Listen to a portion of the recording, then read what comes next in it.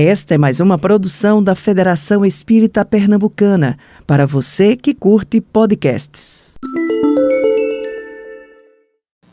Boa tarde, com muito carinho a todos os que estamos tendo a possibilidade de nos encontrarmos na sede desta federativa, nesta casa espírita, presencialmente. Mas boa tarde a todos os que estão fisicamente distantes, mas que abriram um espaço neste momento para nos encontrarmos, para refletirmos sobre as palavras de Jesus e assim podermos renovar o ânimo, ampliar a compreensão e seguirmos adiante sem desistência. É por isso que, além de agradecer aos amigos da Federação, nós agradecemos a Jesus que Ele nos inspire e nos permita vivenciar a sua paz. Certa feita, um rei muito poderoso e bom, cuja esposa tinha desencarnado no momento em que a única filha do casal nascera, no aniversário de 15 anos da sua preciosidade, ele queria oferecer-lhe um presente que definisse de uma forma material todo o amor que devotava. E encomendou ao joalheiro real que pudesse desenhar, dar vida a uma joia em que todas as pedras mais raras do mundo pudessem constituir esse desenho. E o joalheiro fez. No dia da festa, aquele pai não tinha palavras para oferecer à sua menina, mulher, e tentou, através do significado daquela joia, dizer-lhe da incapacidade que teria para falar da grandeza do seu amor. A festa desenrolou-se com muita alegria e, de repente, todos se recolheram aos seus aposentos. Ao amanhecer, o grito da princesa fez com que um ambiente de urgência se instalasse. Todos correram ao seu aposento e ela declarava que o colar, que depositara sobre um pequeno busto propositalmente construído para isso, sobre um móvel, desaparecera. O rei instituiu então uma revista geral aos mais próximos, aos que estavam hospedados no palácio e não encontrando nada. Pediu à guarda que vasculhasse os jardins, também não teve nenhum sucesso. E ele decidiu, então, proclamar uma recompensa muito vultuosa para quem descobrisse o ladrão do colar. E quando o burburinho se estabeleceu, um velho homem considerado sábio, que ficava sempre às portas do palácio, fez o comentário de que talvez não tivesse sido efetivamente um ladrão, mas que ele vira, logo que amanhecera, um pássaro de proporções agigantadas passar num voo baixo carregando algo no bico que cintilava. Então, precisava-se procurar o colar. Entre todos os que se candidataram, havia um jovem, filho de uma família muito modesta, de agricultores, que era muito ambicioso. E para alcançar a sua ambição, ele não estava disposto a trabalhar. Dos vários filhos, todos acompanhavam o pai desde o raiar do sol até o entardecer, na lavoura, sob o suor do trabalho, mas ele só reclamava. E começou a projetar esse desejo de fortuna num sonho praticamente impossível de ser realizado. Ele queria casar com a princesa e assim ter um posto de destaque no reino. Quando ouviu o anúncio, os irmãos não abandonaram o trabalho. Não acreditavam e nem achavam necessário ir atrás de algo que provavelmente não seria encontrado. Continuaram na lavoura. No entanto, ele achou a grande oportunidade. E com a informação do sábio, ele destinou o seu trajeto. Eu vou para o velho pântano. Era uma área extensa, pantanosa, nos arredores da cidade, sobre a qual pairava uma terrível lenda, que todos os que se aventuraram naquele território nunca voltaram. Então ninguém ousava adentrar. E ele olhou ao redor e disse: bom, ninguém vai para o pântano. Mas se ele diz que um pássaro de grandes proporções deve ser um pássaro do pântano. E decidiu aventurar-se. Todos os demais o advertiram. Você sabe o risco que corre? Você sabe que local perigoso é aquele? Que você pode não voltar nunca? E ele disse: para o que eu desejo, vale qualquer risco. E o sábio advertiu: nem todos valem para atingirmos os nossos objetivos. E ele se foi.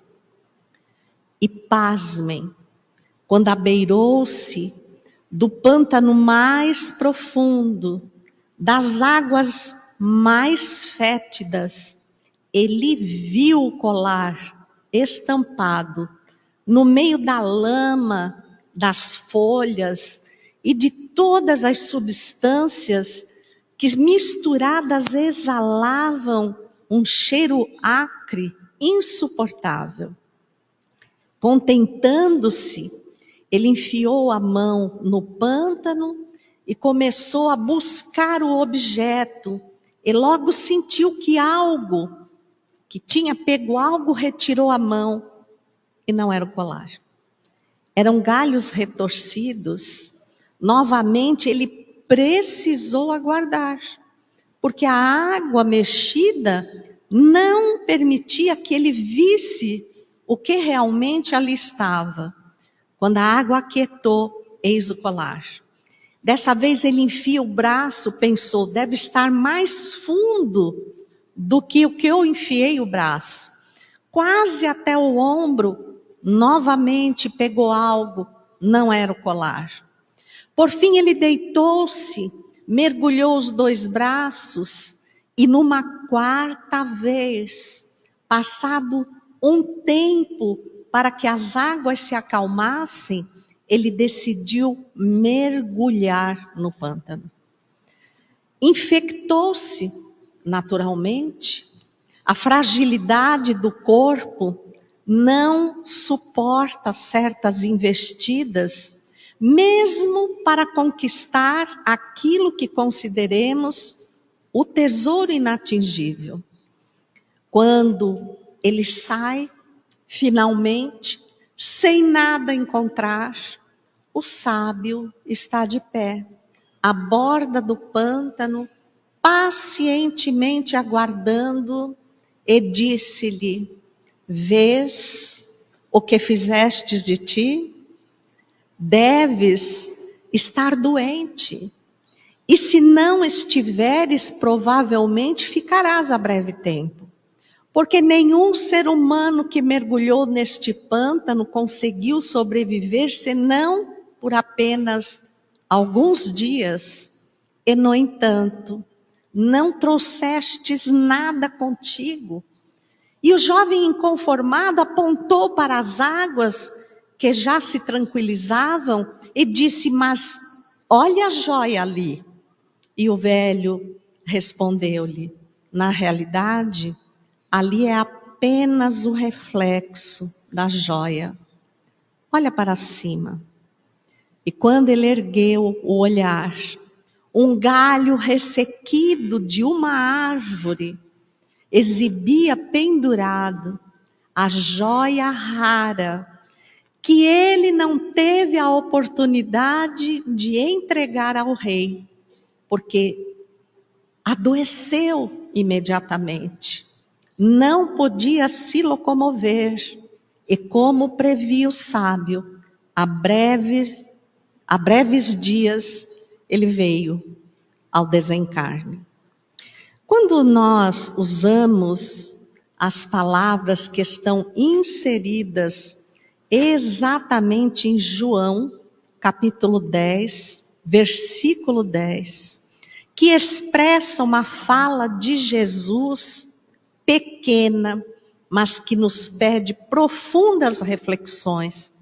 Eu vim para que todos tenham vida, e vida em abundância. Ou seja, antes da vinda de Jesus, essa possibilidade não existia para nós. Se formos retroceder na história da humanidade, vamos perceber que aproximadamente 1500 anos antes de Jesus, para tornar a ideia de um Deus único um caminho menos perigoso, menos difícil para a vinda de Jesus, Moisés guiou o povo hebreu que estava escravizado no Egito havia 430 anos.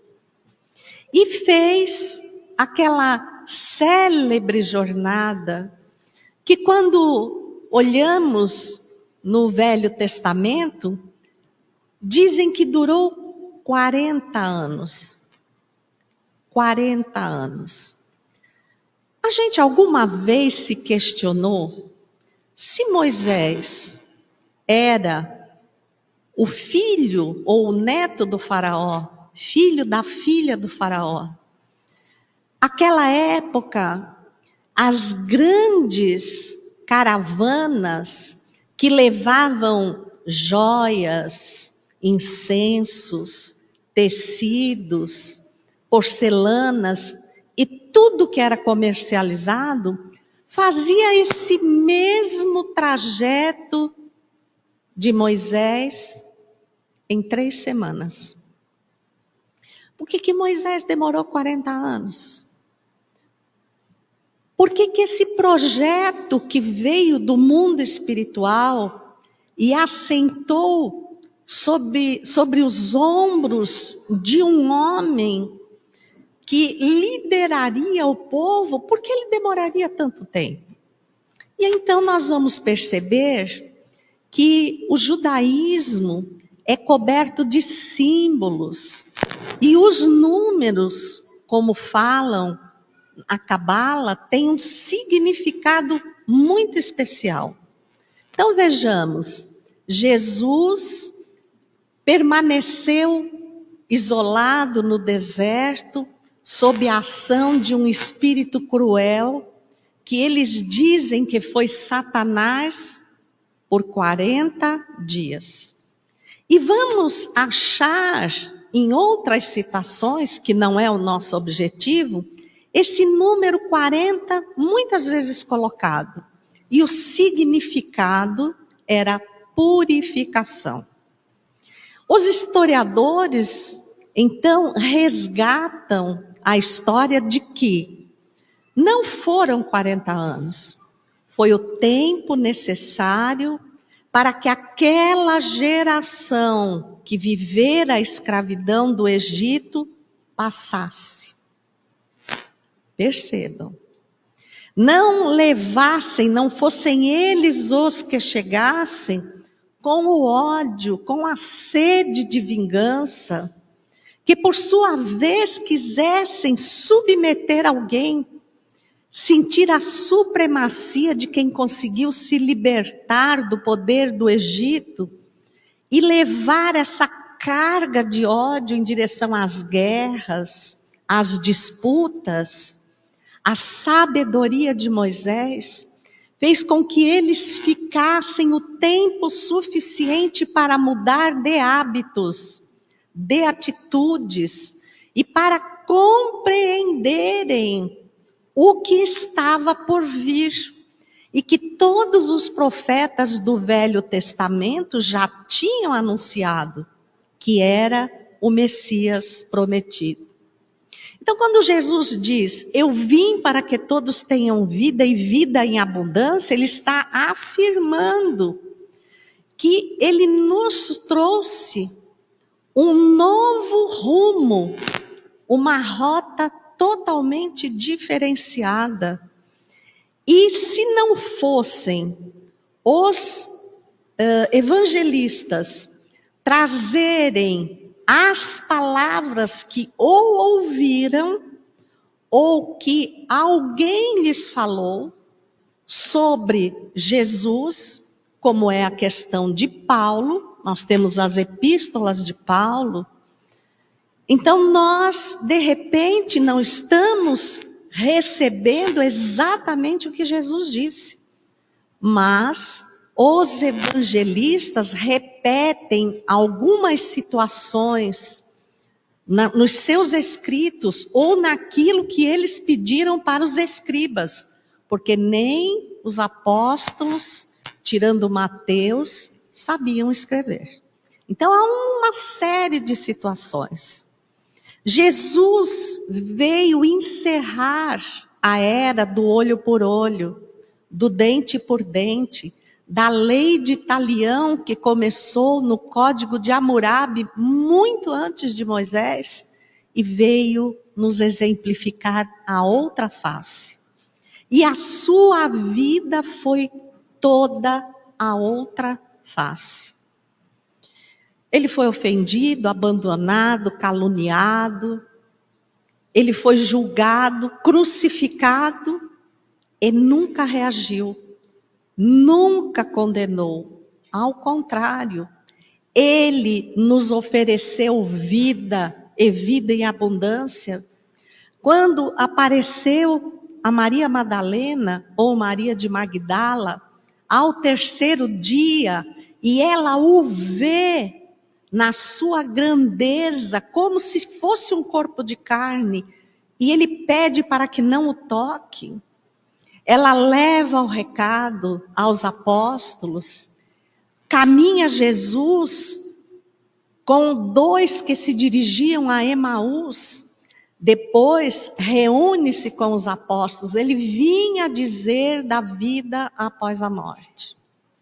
E as bem-aventuranças vêm estabelecer um roteiro que ora nós cumprimos na terra, ora e em muito maior tempo no mundo espiritual. E por que eu contei a história do rei? Porque o rei é Deus.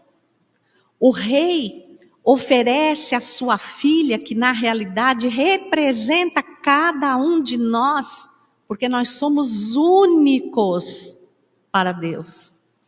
A maior de todas as joias. Mas você está falando de matéria, sim, a reencarnação, o corpo físico, é uma verdadeira preciosidade para cada um de nós. Porque além de nos oferecer a chance de retornar, ele é um casulo. Percebam, ele é um casulo. Por quê? Porque quando desencarnamos, e a literatura espírita é muito rica dessas informações, com absoluta segurança, podemos ler os livros de André Luiz, os romances de Emmanuel, podemos ler a obra de Ivone do Amaral Pereira, de Zilda Gama, totalmente esquecida, as obras riquíssimas de Manuel Filomeno de Miranda. E o que vamos ver é uma continuidade da vida. Os espíritos, como o Memórias de um Suicida, nos mostra que a maior frustração daquele que tira a própria vida é descobrir que não morreu. Pelo contrário, que a vida é mais extuante, mais forte, que os impressiona grandemente, porque o nosso corpo espiritual, ou o nosso perispírito, ele tem uma sensibilidade global. O que é isso? O perispírito ele não escuta pelo ouvido, nem vê pelo olho, é uma sensibilidade que está à flor da pele, se nós podemos usar essa imagem deficiente, claro, mas que nos impressiona, porque aqui no corpo a dor é restrita. Eu digo, eu estou com dor no braço, estou com dor no pé, estou com dor de dente, e eu vou buscar um medicamento para aquilo, mas a dor do corpo é um reflexo, um eco, quase totalmente apagado do que o espírito está sentindo. Então é óbvio que se nos permitissem permanecer indefinidamente no mundo espiritual, nós enlouqueceríamos. Porque aqui eu posso roubar, não ter condições, como aquele jovem, e foi por isso que trouxemos essa imagem. Eu posso roubar e escolher onde eu quero morar. Eu quero morar no lugar mais rico, na casa mais bonita, e eu vou. E os meus vizinhos nunca vão imaginar que eu seja um criminoso. Porque nós deduzimos, nós julgamos a pessoa aqui pela aparência física. Que sorte nós temos.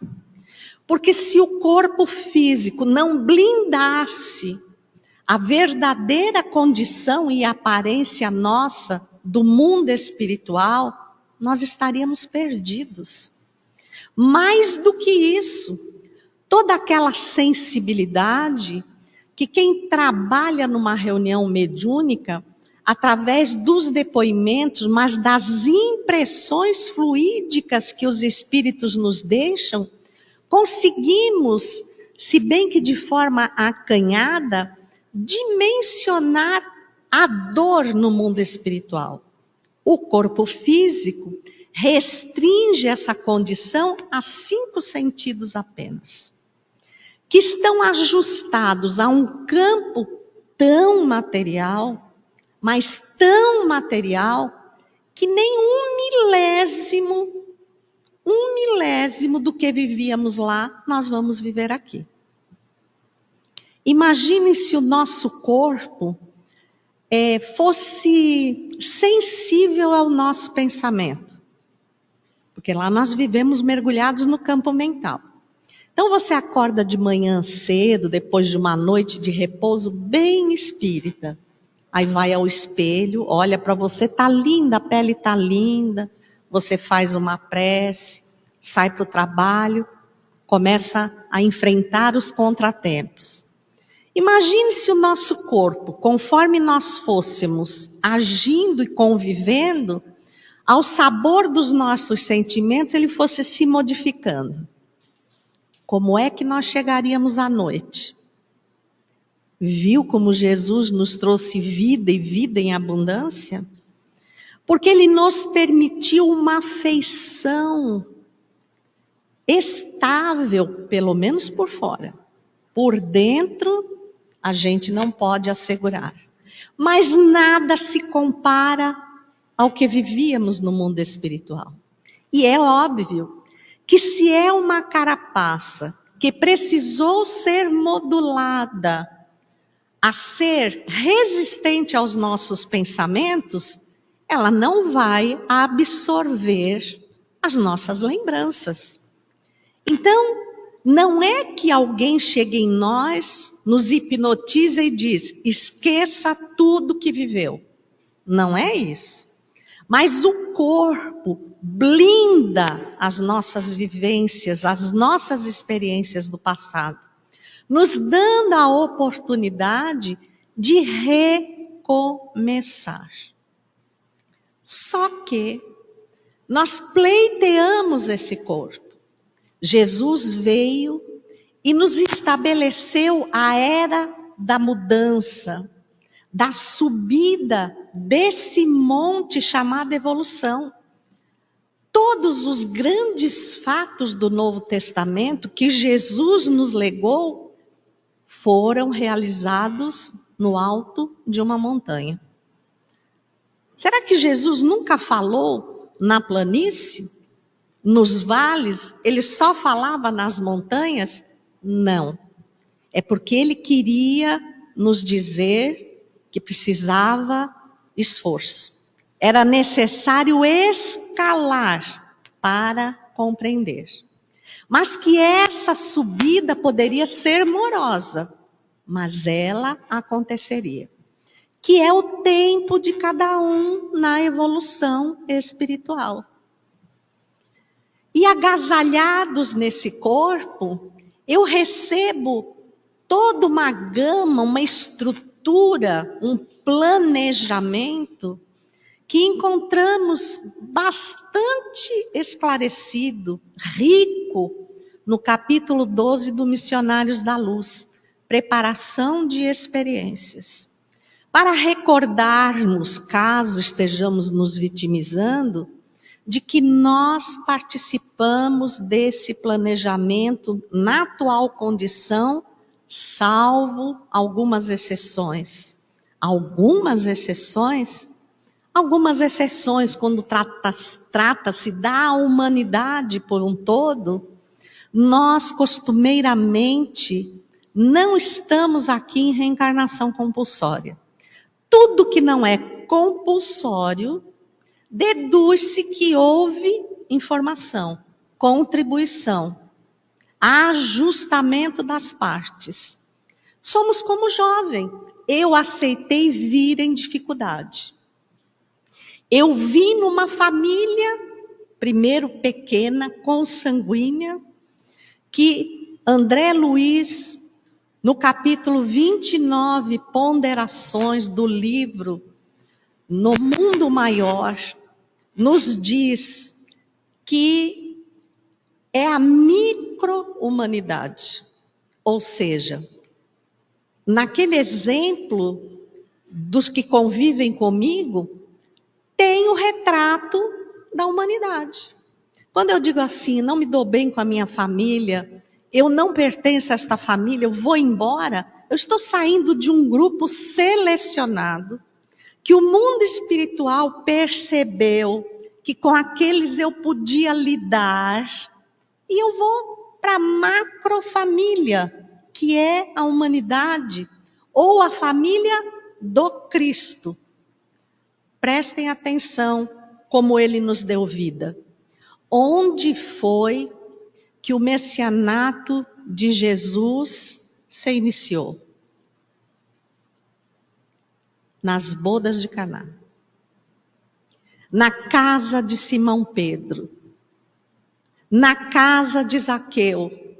E assim nós vemos que o grande serviço que Jesus nos prestou foi portas adentro de um grupo familiar. Como a nos indicar que é ali que nós fortalecemos os nossos alicerces, e que nós criamos resistência para as adversidades lá fora. Abre-se parênteses. Não importa qual é a religião, não importa. Nós estamos aqui dentro de uma casa espírita. Mas o que vamos falar vale para qualquer religião. Nos aproximamos por afinidade de condição espiritual para o grupo em que procuramos desenvolver os nossos dons. A lição que a Cristina leu foi lida hoje na abertura da Mostra Espírita. E gravou-nos profundamente, porque o título dela é Bem-aventuranças. E conforme nós vamos lendo, que eu não vou conseguir ler, porque eu não estou com meu aparelho de vidência, chamado na Terra óculos, então eu não vou conseguir ler, mas ele diz que o bem-aventurado merece um laurel, porque não lhe foi dado, foi conquistado. Aí a gente vem para a Terra. E o que é que nós fazemos? Nós pegamos essa joia preciosa chamada reencarnação e a chafurdamos no pântano das ilusões. No mundo só tereis aflições. Eu venci o mundo. E vamos mergulhando nas águas fétidas da imoralidade. Muitas vezes porque o mundo nos disse que é normal, que todo mundo faz. Mas Jesus faria? Porque só Ele nos disse que estava nos oferecendo vida, e vida em abundância. Ora, em abundância é que estamos fartos dela, estamos plenos, em grande quantidade. E onde é que nós encontramos essa vida? Em nada que morre. Nada que morre. E tudo que tem na terra, inclusive a terra, morre. Aliás, não sei se vocês viram uma notícia que saiu recente, que não é a morte da rainha da Inglaterra, que é a notícia que todo mundo está alimentando, mas é que o nosso sol vai morrer. O sol vai morrer daqui a 15 bilhões de anos. Dá para pegar muita praia em Recife ainda.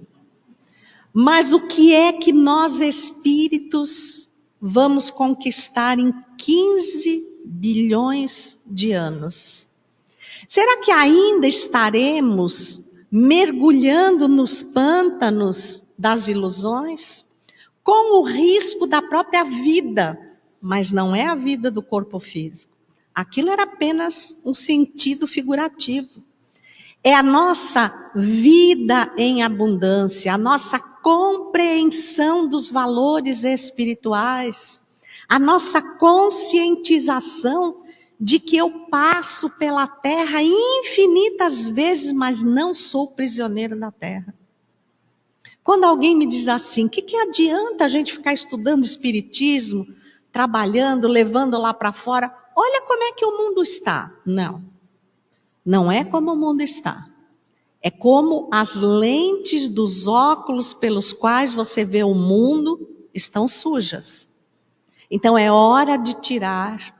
E quando nos debruçamos nas lições de Jesus, quando ele anuncia que é hora de ir, e diz, eu vos prepararei o lugar, anunciando que ele era responsável por nós, como vemos no livro dos Espíritas, guia e modelo da humanidade. O guia é o que conhece tudo. E ele é o da humanidade, modelo. Então o modelo é para ser seguido. Na casa de meu pai há muitas moradas. Naquela época ele não definiu as moradas. Mas os túmulos arrebentaram-se e as vozes dos que aceitaram o convite de Jesus há muito tempo vieram nos falar dessas moradas. O capítulo 3 do Evangelho, ele explana minuciosamente sobre isso.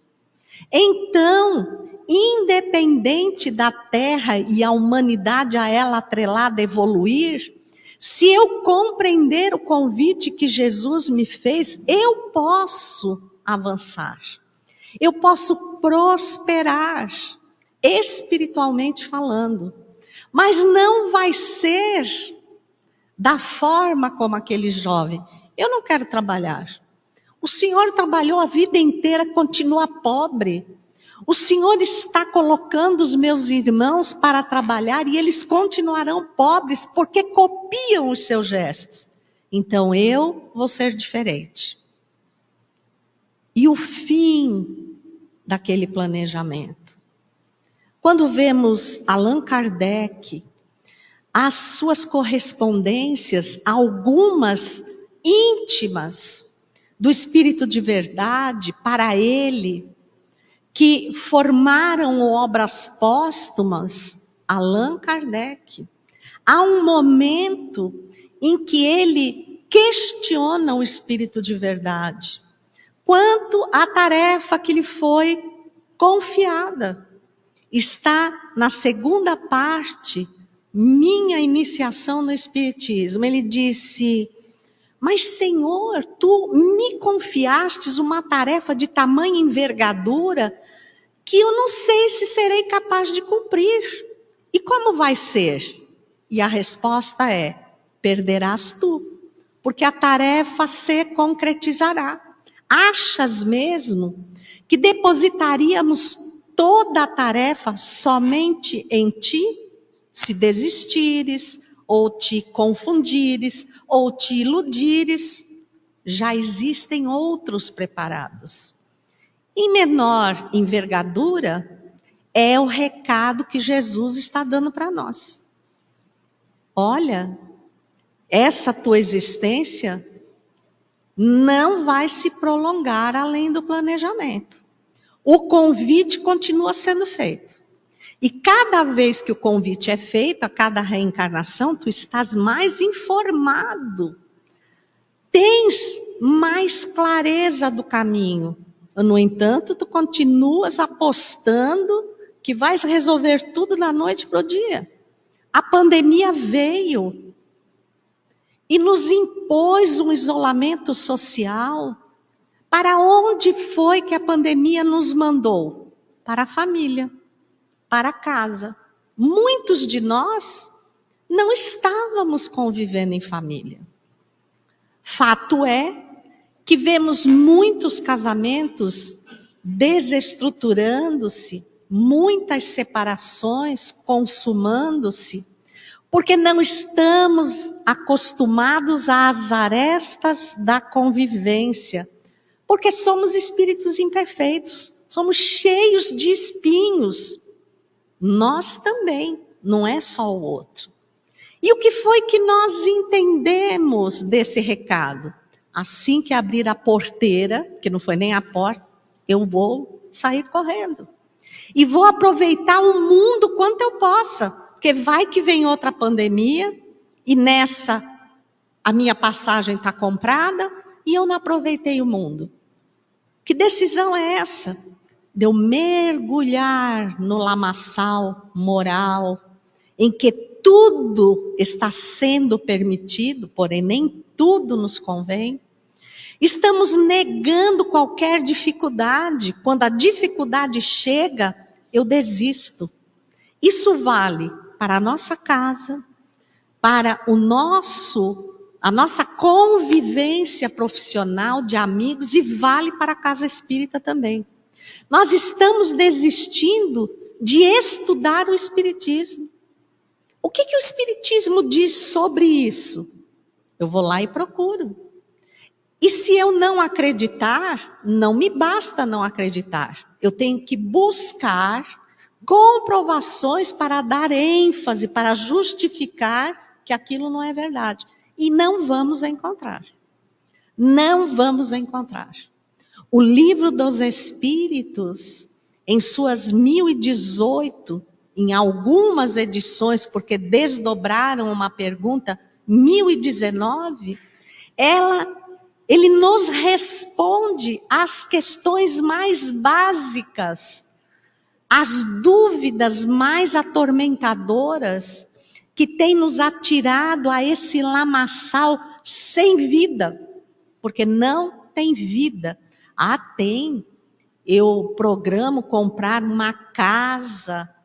Compre a casa. Nós ainda cultivamos a alegria por muito pouco tempo. Logo a casa vai dar vazamento, o vizinho vai incomodar, o IPTU vai subir. Você vai achar defeito. Sua alegria acaba rápido. Compre o carro. Agora já não tem, é tudo virtual, mas antigamente o carro já chegava com o bagageiro lotado, só com o carnê das prestações. Acabava a alegria. Eu punho o carro na garagem, quando eu olhava para o carnê, acabou a alegria. Nós precisamos mais para nos desiludirmos mais. Nós estamos querendo mesmo chegar ao fundo do poço, ao fundo do pântano, para só então sairmos totalmente contaminados e Jesus estar ali dizendo: olha, tudo que vivestes, tudo que fizestes, foi só para encontrares o que não está aí. Olha para cima. Olha para os valores espirituais. E eu vou dizer a vocês que não é a situação em que nos encontramos que vai nos fazer felizes, mas é a compreensão dessa situação. Então, só para descontrair, eu vou contar para vocês a história daquela mulher viúva, mãe de 7 filhos. Uma escadinha, porque pobre, tem uma fertilidade impressionante. Antes de um fazer 1 ano, já está outra à beira de nascer. Então, os filhos eram muito pequenos e ninguém lhe dava trabalho. E ela, abrigada na miséria, foi vendendo tudo que tinha. Tudo que tinha. Só poupou um rádio, que agora nem mais é época do rádio, mas naquela época sim. Por quê? Porque quando não tinha o que dar de comer aos filhos, ela conectava o rádio, ouvia músicas, punha os filhos para dançar. Vinha a exaustão, eles se esqueciam que estavam com fome, tomavam água e dormiam. Só que isso já se estendia há mais de 10 dias. E ela rogava a Deus que Ele enviasse o socorro. O socorro, a emergência. Ela não pedia que mudasse a vida dela. Para que ela pudesse tomar um fôlego e partir para o sustento da família. E certo dia, depois de 10 dias sem ter o que comer, ela ouviu no rádio. O locutor dizia: ei, você que está me ouvindo, não é se você crê. Se você tem certeza e você pode justificar por que tem certeza que Deus existe, liga para nós. Era a oportunidade dela. Ela correu na vizinha, pediu o telefone, ligou e disse: moço, eu tenho certeza. E começou a narrar, dizendo: o senhor poderia me apontar algo que possa manter 7 crianças vivas há 10 dias só com água? E vou lhe dizer mais. Eu tenho tanta certeza que Deus existe, que Ele neste momento está tocando o coração de alguém. Que vai me trazer esse socorro, vai arrumar creche para os meus filhos, emprego para mim. Gente, e estava. Só que o homem era dono de uma grande rede de lojas e supermercados, mas era ateu. Ligou para a rádio e disse: aquela senhora falou que Deus tocava o coração de alguém, que ia lhe mandar todo socorro. Pois o senhor vá lá, que eu vou mandar um caminhão entregar e vou provar que Deus não existe. O cara da rádio mandou todo mundo e mais alguém. Pegou 2 funcionários e os encarregou de quando a mulher perguntasse quem foi que mandou, eles teriam que responder: o diabo. Eles se assustaram. Aí o patrão os ameaçou. Se ela não perguntar, vocês digam mesmo assim: vou acabar com essa ideia de que Deus existe. E os coitados foram, porque se eles não falassem, seriam demitidos. A mulher recebe aquela surpresa, eles começam a descarregar o caminhão e ela só faz se ajoelhar e agradecer a Deus, e agradecer a Deus, e agradecer a Deus. Os funcionários olharam para o outro, sabiam que o patrão estava ouvindo, tiveram que perguntar: ô dona, a senhora não vai querer mesmo saber quem foi que mandou? E ela disse, na consciência de quem verdadeiramente reconhece que nada como Deus seria capaz de criar o ambiente que me guarda. Ela disse: vou não, meu filho, vou não, porque quando o meu bom Deus manda, até o diabo obedece. O que está nos faltando é lógica. Nós que nos dizemos tão intelectuais, nós estamos olhando o pântano das ilusões humanas e apostando: ninguém sobreviveu, mas eu serei o primeiro. E enquanto isso, a dor, o sofrimento desnecessário tem que fazer o seu serviço na terra. Reeducar-nos para finalmente reconhecermos que somos a maior de todas as preciosidades, porque criados pelo amor, pela misericórdia infinita do Pai, nascemos para as estrelas. Que as vivamos, iluminando o próprio coração e acolhendo o convite de Jesus, tornar a nossa vida abundante, como nós próprios o somos. Muita gratidão, infinita paz. Você ouviu o podcast da Federação Espírita Pernambucana.